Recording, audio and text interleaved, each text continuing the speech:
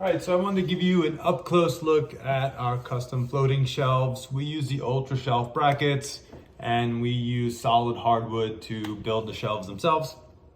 And Ultra Shelf is a really cool product.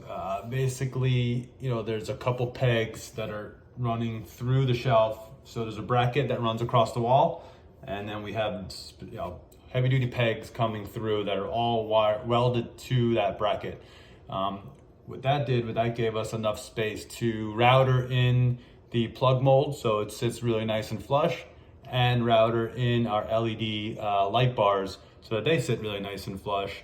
And the way we were able to hide the wires was because we have space in between the pegs, we were able to bore holes through and make the wire connections and go through the back of the shelf into the sheetrock wall and not have to worry about seeing it. So this gave us a really nice integrated and seamless look.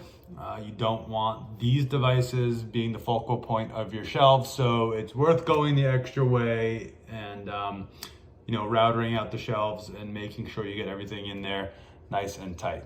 So I'll show you from here how that came out so you can see. Nice seamless integrated look. Again, not the focal point of the shelf, and blends right in.